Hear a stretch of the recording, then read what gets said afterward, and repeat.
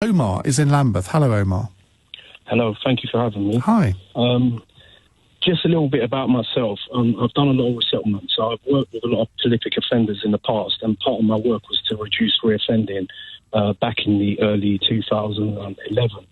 Now, I just want to touch on this story about Sudesh, and I want to talk about, in terms of, look, as this story started to kind of uncover, and I'm just looking at another part of it. So if it was a white person that had done it, and just hear me out, just give me a chance. The first thing that people would have been saying, he's got mental issues. So we want to understand, did he have mental issues? Because it's not a normal person to carry out something like this. This is the first point. So was he assessed by a professional before he came out of prison? As we know, a lot of people in custody do suffer from the Mental Health Act, that it's not picked up on, or they don't have the resources to support this. This is the first point. And the next point that I want to make is that, as you know, that he wrote a letter, and in this letter he spoke about what he wants to do, his intention about coming out and killing people and being a martyr and going to paradise and playing in paradise with his family. That's very alarming. Now, for the authorities to have something like this and to not put the right mechanism in place is quite worrying. Just on that point, what mechanism could they put in place? They were clearly having, there was a surveillance operation. I'm not sure what more they could have done. Okay, so I'm going to tell you. So basically, when somebody comes in and they've got issues around terrorism, or they've been convicted for terrorism, then the first thing that you're going to do is you're going to start to work to deconstruct their arguments. That means putting the right people in the right place. As you know, if you need a painter to do a painting job, you don't get a handyman. And what you're having nowadays, for example, you're getting a handyman that's covering everything, and he's not professional in everything, and this is the problem that you're having. So there are people, very professional out there, that would have interceded had they had the ability and even the time to come in, and they would have done this job quite easily. There's been numerous reports, and you could go in and ask the prison service of how many people have been convicted for terrorism, and they've reformed. So we can't turn around and say, oh, people who've been convicted for terrorism have never reformed. No, they reformed, but it's putting the right people there. And at the end of the day, you know, the prison service at the moment, there's a lot of cutbacks. So everybody's just trying to tick boxes, and it's like, yeah, tick the box, tick the box, and then people are let out.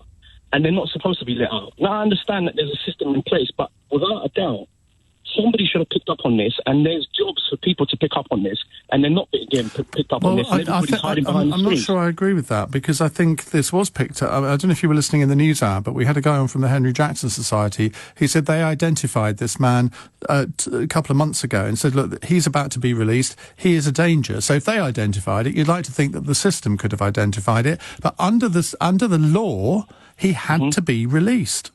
Okay, I understand that, but what mechanism was put in? So what happens when a person comes into prison, he's screened. Part of that screening is that they look at what he's in for, and then they put a program in place to stop him reoffending. What happened? Who was in charge of that? These are the questions that need to be asked. And in terms of the other caller that called in and said there's about 20,000 people that are under kind of the terrorism suspect of being extreme, that's a load of rubbish. Excuse me, I'm not being rude. That's absolute. And the mosques, just touching up on the mosques are doing as much as they can. But you have to remember that people who have this particular ideology, they don't go to mosques. They stay away from mosques. So the people in the mosques don't get to meet these particular people, because I know there's a lot of work going in the mosque, and there's a lot of people that are putting a lot of mechanisms to help people if they have this. Well, that may be the case in some mosques, but it's certainly not the case in all. You have a huge amount of Saudi Arabian money coming into some of these Salafist mosques, and I've had Muslim callers in the past call me and say, I don't let my son go to mosque because it's too dangerous. I'm worried about what he might learn in that particular mosque. Now, I'm not saying that all mosques have this issue. They most certainly do not. But the Saudi funding, and we don't know exactly where that money comes from sometimes, I think that is a real worry, which, I mean, I don't know whether it's for the state to regulate that. I've suggested in the past that foreign funding of all religious institutions, not just mosques, should be banned in this country, and that might go some way to helping. I don't know. What do you think?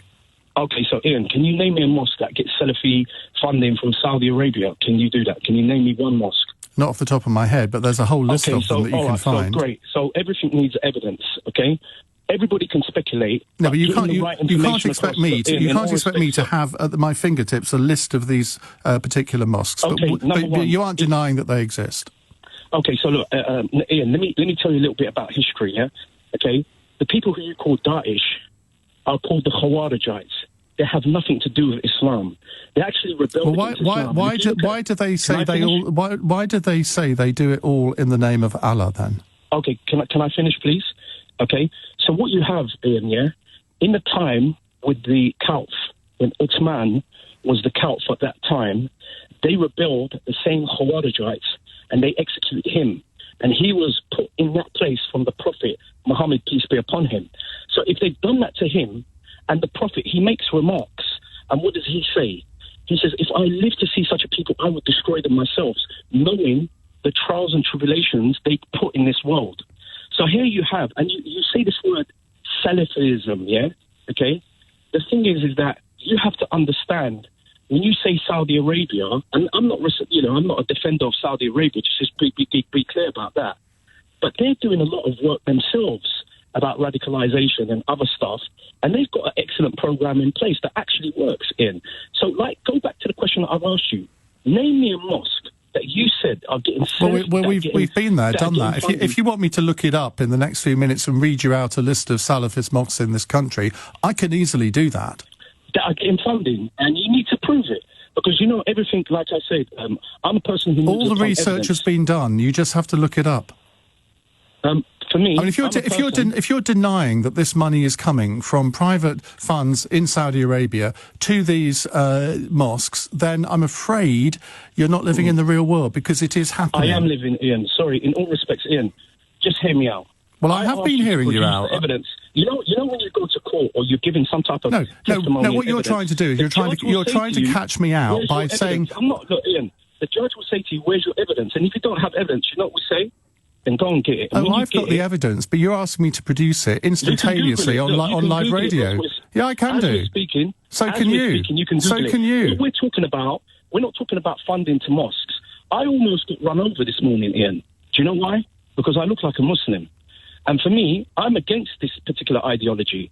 But the problem that you have, Ian, is that sometimes when particular people in the media, and I have respect for you, but particular people in the media, because they don't understand the problem, when they point the finger, they point it at Islam, and then we become the victims. No, but you have to... You've got to remember, that we, the Muslims, have been killed by these extremists more than non-Muslims. I totally agree with you, and I make that point repeatedly. And I think you'll agree, if you've been listening to this programme for a long time, you will know that whenever there is a terror attack, and it's clearly what the origins of that attack are, I actually go out of my way to give Muslim callers the platform to give their views on it. And I totally agree with you that it is completely wrong for people to brandish 3 million people in the same way as these terrorists.